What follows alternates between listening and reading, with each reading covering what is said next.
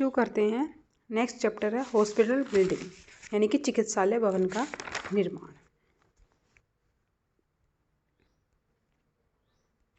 चिकित्सालय भवन एक ऐसी जगह होती है, यानी हॉस्पिटल जो होता है एक ऐसी जगह होती है जहाँ पर व्यक्ति क्या करता है, अपने रोग की चिकित्सा करवाता है, डायग्नोज करवाता है और थेरेपेटिक और रिहेबिलिटेटिव सर्विसेज यानी उसे मेडिसिन और जो भी सपोर्टिव ट्रीटमेंट है वो उसे वहाँ प्रोवाइड करवाया जाता है। तो ऐसी जो बिल्डिंग होती है या ऐसी जो स्थान होता है वो क्या कहलाता है, हॉस्पिटल कहलाता है। पढ़ते हैं।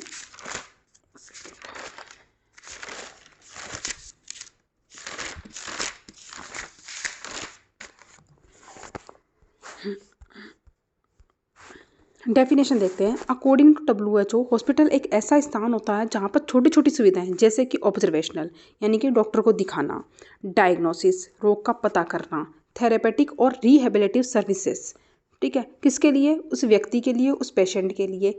फॉर कौन सा पेशेंट, सफरिंग जो पीड़ित है और सस्पेक्टेड है to be suffering of disease, यानी कि जो संदिग्ध है उसको डिजीज होने वाली है या फिर जो पहले से उस रोग से पीड़ित है, उस व्यक्ति के लिए ऐसी सर्विसेज वो प्रोवाइड करवाता है जहाँ पे उसके रोग का क्या होता है, वो अपने रोग को जांच करवाता है, उसका डायग्नोसिस होता है, उसकी थेरेपेटिक पर्पज से क्या होती है, उसकी चिकित्सा की जाती है और रिहेबिलिटेटिव सर्विसेज प्रोवाइड करवाई जाती है उसे पुनः स्वस्थ करने के लिए। ये सभी सुविधाएं जो रोगी व्यक्ति को उसकी किसी बीमारी का या संदिग्ध, किसी बीमारी के लिए संदिग्ध है या उसकी बीमारी है, रोगी व्यक्ति है, कोई चोट है या प्रसव है, ये सभी प्रकार की सेवाएं जहां प्राप्त हो वह चिकित्सालय भवन कहलाता है, वो स्थान चिकित्सालय कहलाता है। अब एक हॉस्पिटल बना रहे हैं सबसे पहले हम, तो उसकी प्लानिंग कैसे करेंगे, कैसे हम हॉस्पिटल बनाएंगे। तो सबसे पहले हम जगह चूज़ करेंगे, साइट सिलेक्शन करेंगे। तो हॉस्पिटल एक ऐसे स्थान पे बनाएंगे जहाँ जो क्या हो, सेंटर में हो, क्योंकि सामाजिक कल्याण के लिए क्या होती है, हॉस्पिटल की आवश्यकता होती है, सबके कल्याण के लिए, सबको रोग से मुक्त करवाने के लिए। यह हॉस्पिटल सोसाइटी के सेंटर में होना चाहिए जिससे क्या हो, लोग आसानी से अपनी ज़रूरत के अनुसार वहाँ तक पहुँच सके। अब फिर हॉस्पिटल बनाएंगे तो वहाँ पे सॉइल की स्ट्रक्चर देखते हैं कि मिट्टी कैसी होनी चाहिए। किसी भी मिट्टी को उसकी सब सॉइल वाटर लेवल के द्वारा पता लगाया जाता है कि उसके भूमि के नीचे कितना पानी है। मिट्टी का पानी ग्रहण करने की क्वालिटी हॉस्पिटल के बेसमेंट और नींव को अच्छी बनाती है। अगर पानी ग्रहण करने की कैपेसिटी या सब सॉइल वाटर ज़्यादा होगा तो जो बेसमेंट जो होता है उसका, यानी नींव जो होगी उसकी, वो अच्छी होती है। किसकी, हॉस्पिटल की नींव अच्छी होगी, किससे, उसके सबसॉइल वाटर से। अब आ गया बिल्डिंग का स्ट्रक्चर। अब बिल्डिंग कैसे बनाएंगे, हॉस्पिटल बनाने के लिए प्लाट का रेशियो, जो हमारी जगह है उसका रेशियो 2:1 होना चाहिए, यानी कि उपनगर और गांव में प्लाट का रेशियो 1:2 होना चाहिए। प्लाट रेशियो जो होना चाहिए वो पूरी बिल्डिंग का कुल फ्लोर एरिया, पूरी बिल्डिंग का एक तो कुल फ्लोर एरिया और total area of side of ratio होता है, यानी कि पूरी बिल्डिंग जो बनाएंगे उसका कुल तो फ्लोर एरिया, उसका अनुपात और टोटल एरिया जितना भी हमारा है उसका अनुपात, वो जो अनुपात होना चाहिए उसका बताया गया है कि हॉस्पिटल बनाने के लिए गांव में तो 1:2 होना चाहिए और शहरों में ये जो रेशियो होगा कुल फ्लोर एरिया और टोटल साइट का वो 2:1 होगा। अब आता है बेड प्लानिंग। ये जो बेड, कितने बेड वाला हमें हॉस्पिटल बनाना है वो जनसंख्या पर डिपेंड करता है। साइट की साइज कितनी है हॉस्पिटल की, ये भी जनसंख्या पर डिपेंड करती है। हॉस्पिटल की साइज इसकी क्षमता पर डिपेंड करती है तथा इसके विभाग पर डिपेंड करती है कि हॉस्पिटल की साइज उतनी बनाएंगे जितने इसके अंदर हम डिपार्टमेंट रख सकते हैं, डिपार्टमेंट ओपन कर सकते हैं। According to National Institute of Health and Family Welfare, निम्न डिपार्टमेंट उसमें उपस्थित होने चाहिए। जो ये National Institute of Health and Family Welfare है, इसने बताया कि आपके हॉस्पिटल में निम्न डिपार्टमेंट जो होने चाहिए वो उपस्थित होने चाहिए। अब उन्होंने बताया कि अगर आप 50 बेडेड हॉस्पिटल खोल रहे हो तो उसके अंदर ये निम्न सुविधाएं जो है, निम्न डिपार्टमेंट जो है उपस्थित होने चाहिए। कौन कौन से, तो एक 50 बेडेड हॉस्पिटल के अंदर एक इमरजेंसी होनी चाहिए, मेडिसिन का विभाग अलग होना चाहिए, लेबर रूम होना चाहिए, एनेस्थेसिया रूम होना चाहिए, पीडियाट्रिक जो नर्सरी है वो होनी चाहिए, रेडियोलॉजी का डिपार्टमेंट होना चाहिए, किचन होना चाहिए, लेबोरेटरी होनी चाहिए, लॉन्ड्री होनी चाहिए और फायर अगर आग लग जाती है तो उसका प्रोटेक्शन होना चाहिए, वेस्ट का डिस्पोजल होना चाहिए और हेल्थ इंस्ट्रूमेंट वहाँ पे उपस्थित होनी चाहिए। तो ये सब सुविधाएं किसमें 50 बेडेड हॉस्पिटल में उपस्थित होनी चाहिए।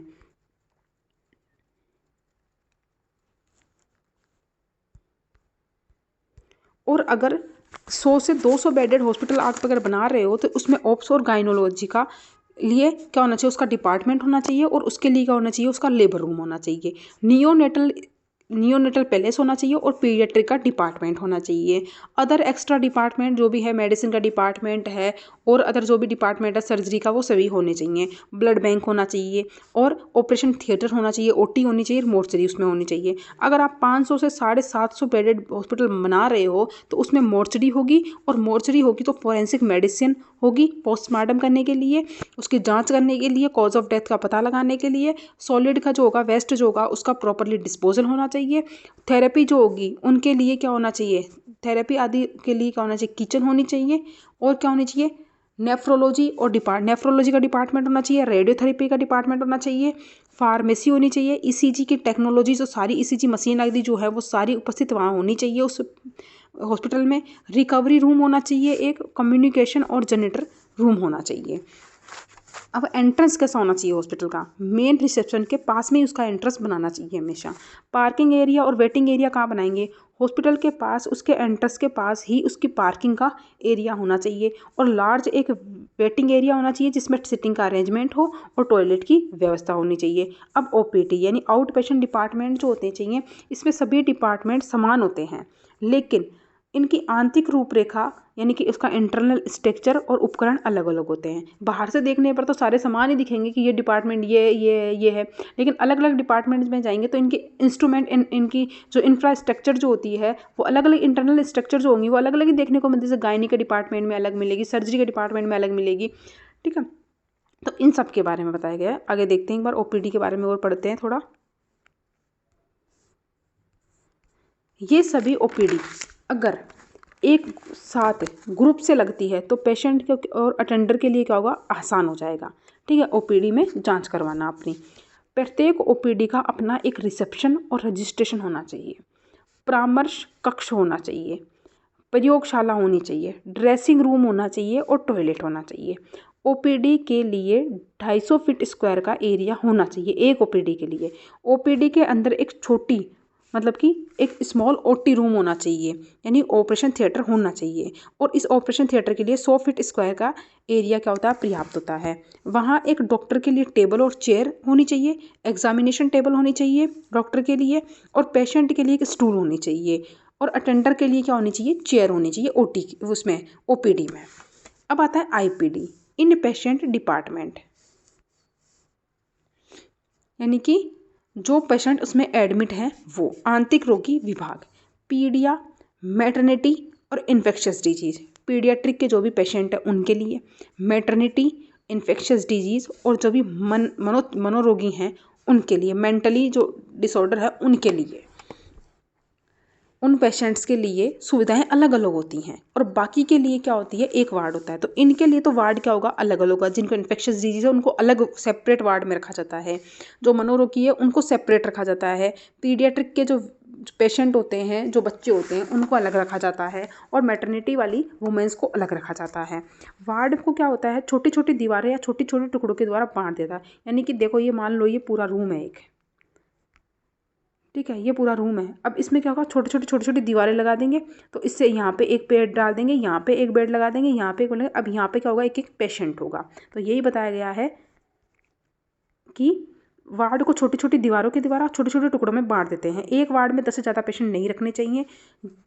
नर्स का जो स्टेशन रूम होता है, नर्स का जो स्टेशन होगा वो मरीजों के बीच में होना चाहिए। जैसे ये अगर वार्ड है तो यहाँ पे एक नर्स का रूम होना चाहिए, ठीक है, नर्स स्टेशन होना चाहिए, जहाँ से इधर और इधर सभी जगह मरीजों के लिए क्या होगी, समान रूप से जल्द जो भी इमरजेंसी है उसको हम क्योर कर सकें।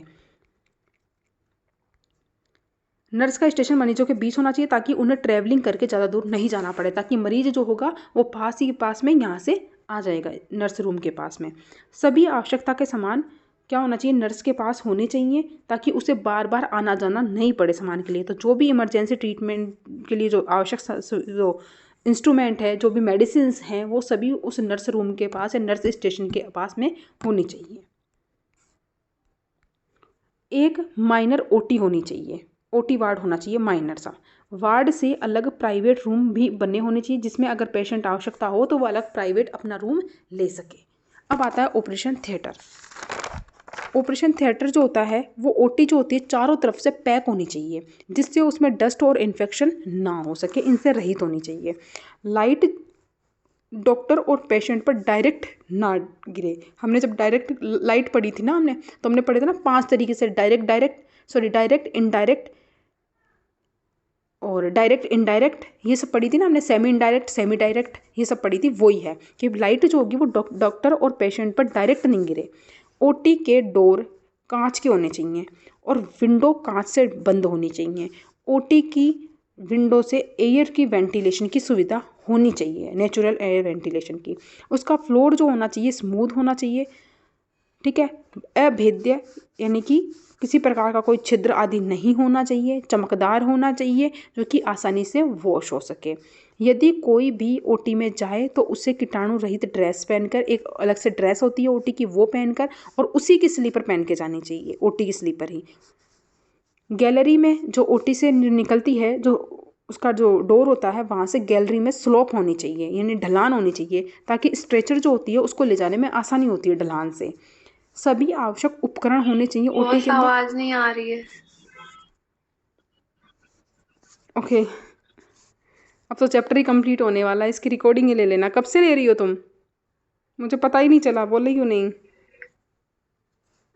अभी आई हूँ, बस अभी ऑप्स की क्लास चल रही थी। चलो कोई नहीं, अब इसकी रिकॉर्डिंग ले लेना फिर, अब ये कंप्लीट ही होने वाला है अब तो। ठीक है वो। तो अब इसकी जो ओटी जो होती है उसमें जो गैलरी होनी चाहिए उसमें स्लोप होनी चाहिए, ताकि स्ट्रेचर जो होती है उसको आसानी से ले जाया जा सके, पेशेंट को किसी प्रकार की जो परेशानी हो ना हो। सभी आवश्यक उपकरण होने चाहिए। इमरजेंसी होनी चाहिए, इमरजेंसी की सारी व्यवस्थाएं होनी चाहिए, ताकि अगर पेशेंट को इमरजेंसी आ जाए ओटी के अंदर तो तुरंत उसका ट्रीटमेंट हो सके। जैसे कुछ इंजेक्शन ऐसे होते हैं जो अगर लगा देते हैं तो उससे हार्ट चौक हो जाता है, तो तुरंत वहाँ पे इमरजेंसी जो केयर होनी चाहिए वो वहाँ पे होनी चाहिए। ऑक्सीजन होनी चाहिए और मेडिसिन, ये सभी ओटी रूम में होने चाहिए। आइसोलेशन वार्ड, उसमें क्या होना चाहिए? आइसोलेशन वार्ड होता क्या है? जैसे अभी कोरोना की बीमारी आई थी, उसके लिए क्या था, पेशेंट को आइसोलेट किया जा रहा था। तो इन्फेक्शियस डिजीज़ में करते हैं सबसे पहली तो बात ये, आइसोलेशन वार्ड इन्फेक्शियस डिजीज़ वालों के लिए होता है। तो संक्रामक रोगों के लिए रोगी को एक अलग वार्ड होना चाहिए। ये जो वार्ड होना चाहिए इसमें डिसइंफेक्शन की व्यवस्था होनी चाहिए, यानी कि स्टेलाइजेशन की व्यवस्था होनी चाहिए, यानी कि इसे कीटाणु रहित किया जाना चाहिए, सैनिटाइज किया जाना चाहिए, मतलब ये है। अदर सर्विसेज अगर हॉस्पिटल हमने बनाया है तो दूसरी सर्विसेज का भी ध्यान रखना पड़ेगा कि स्टाफ और डॉक्टर है उनके रहने के लिए अलग से क्या होना चाहिए, एक रूम या फिर आवास स्थान होना चाहिए। हॉस्पिटल कंपाउंड में ही जो है डॉक्टर को या स्टाफ को रहना चाहिए, ताकि इमरजेंसी अगर हॉस्पिटल में हो तो वो तुरंत आ सके वहाँ पे। मोर्चरी जो होनी चाहिए हमेशा ट्रैफिक एरिया से दूर होनी चाहिए। फार्मेसी जो होती है और फार्मेसी, रेडियोलॉजी और पैथोलॉजी की लैब होनी चाहिए।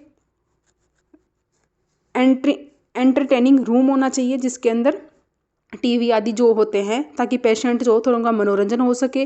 म्यूज़िक थेरेपी वाला भी रखने लग गए हैं आजकल तो। और किचन होने चाहिए। फिर आता है मेंटेनेंस ऑफ हॉस्पिटल हाइजीन। अब हॉस्पिटल बना लिया है तो उसकी हाइजीन का मेंटेन भी करो। तो कैसे करेंगे मेंटेन? उसमें वेंटिलेशन दो प्रॉपर, उसमें प्रॉपर लाइट देंगे हम, और उसका टेम्परेचर मैनेज करेंगे, एसी लगवा देंगे, कंट्रोल करवाएंगे टेम्परेचर का। ज़्यादा है तो कम करो, कम है तो ज़्यादा करो एसी के द्वारा। प्योर वाटर की सप्लाई करवाओ वहाँ पे। एक्सक्रीटा जो है उसका प्रॉपरली डिस्पोजल होना चाहिए वहाँ पर। वेस्ट का मैनेजमेंट प्रॉपर तरीके से होना चाहिए और डिसइंफेक्शन की व्यवस्था होनी चाहिए। तो ये आज आपका पार्ट 1 कंप्लीट हुआ। इसके अंदर आपका बचा है एक एपिडेमियोलॉजी, वो हम करेंगे अब कुछ दिन बाद। कल से शुरू होगा पेपर 2 का पार्ट B, PSC। आज के लिए इतना ही, बाकी पढ़ते हैं नेक्स्ट क्लास में।